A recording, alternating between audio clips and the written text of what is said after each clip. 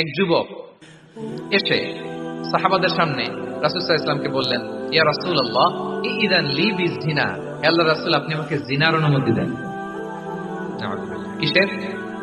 জিনার মানে ব্যভিচারের অনুমতি দেন। ব্যভিচার বা জিনার অনুমতি দেন। আশেপাশের সাহাবারা তো রেগে মেগে আগুন। فأقبل القوم عليه فزجروه, সবাই তাকে দৌড়ে ধরতে গেল আর ধমকাতে লাগলো, ছি ছি ছি, মা মা, আমরা যেটা বাংলায় বলি ছি ছি, আরবিতে ওনারা কি বলে? মা মা, ছি ছি, কি বলো তুমি? লজ্জা শরমের মাথা খেয়ে তুমি রাসূলুল্লাহর দরবারে এসে বলতেছো, হে আল্লাহর রাসূল আপনি জিনার অনুমতি দেন। যে রাসূল আল্লাহর পক্ষ থেকে বাণী শোনায়, ওয়ালা তাকরাবুজ জিনা, তোমরা ব্যভিচারের নিকটবর্তীও হয়ো না, আর তুমি সেই নবীর কাছে এসে আবদার করতেছো জিনার অনুমতি দেন।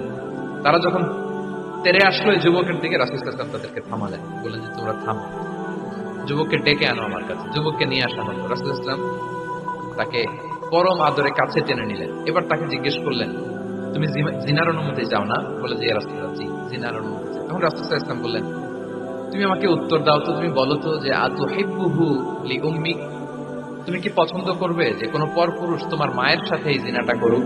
তোমার এটা ভালো লাগবে? সে বলে লা ইয়া রাসূলুল্লাহ, না কখনো না, আমার মায়ের সাথে কেউ এই পাপাচারে লিপ্ত হবে এটা কোনো মানুষ মেনে নেবে না, আমি কেন, কেউ মেনে নেবে না।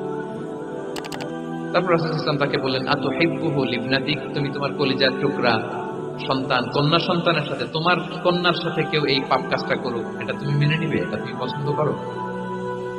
সে বলল লা ইয়া রাসূলুল্লাহ, হে আল্লাহর রাসূল কোশ্চিন কালো না, কখনো মানবো না, আমার মেয়ের সাথে কেউ এই কাজ করবে কখনো। রাসূল সাল্লাল্লাহু আলাইহি ওয়াসাল্লাম আবার তাকে প্রশ্নবাণে জর্জরিত করতে লাগলেন, আবার বললেন আতুহিব্বুহু লিউখতিক, তুমি কি তোমার প্রিয় বোনের সাথে কেউ এটা করুক, এই পাপাচারে লিপ্ত হোক, জিনা করুক, পছন্দ করবে? তোমার বোনকে কেউ এরকম করবে, অপমান করবে, এটা চাইবে তুমি? বলে কখনো না, লা ইয়া রাসূলুল্লাহ, কখনো না, কেউই তো পছন্দ করবে না এটা। তখন রাসূল সাল্লাল্লাহু আলাইহি ওয়াসাল্লাম বললেন, তুমি যার সাথে জিনার অনুমতি চাইছো সে তো কারো না কারো মা, কারো না কারো মেয়ে, কারো না কারো বোন, তুমি এভাবে কেন ভাবতে পারো না? সুবহানাল্লাহ। এই কথা বলার পরে তো সে একেবারে ইমোশনালি এমন ড্যামেজ হয়েছে, লজ্জায় কাঁচুমাচু হয়ে মাথা নিচু করে দাঁড়ায়। তখন রাসূল ইসলাম তার পিঠে একটা আলতো চাপড় মারলেন, পরম মমতায় আলতো চাপড় দিয়ে তার জন্য দোয়া করলেন, আল্লাহুম্মা গফির যামবাহ ওয়া তাহহির কলবাহ ওয়া হাসসিন ফারজাহ, আল্লাহ তুমি এই যুবকের পাপ মোচন করো, আল্লাহ তুমি তার অন্তরটাকে পরিশুদ্ধ করো, আল্লাহ তুমি তার চরিত্রটাকে নিষ্কলুষ করো। এই হাদিসের রাবি উনি বলতেছেন, ফালাম ইয়াকুন বা'দা যালিকাল ফাতা ইয়ালতাফিতু ইলা শাই, ওই দিনের পর থেকে এই যুবক কখনো কোনো পরনারীর দিকে রাস্তায় তাকায় নাই।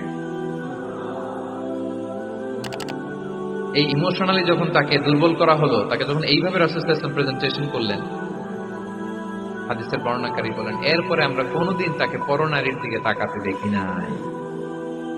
তার হৃদয়টাকে আল্লাহ তাআলা পরিশুদ্ধ করে দেন। রাসূল সাল্লাল্লাহু আলাইহি ওয়াসাল্লাম ইউযাক্কিহিম, কিভাবে মানুষকে পরিশুদ্ধ করতে দেখেন।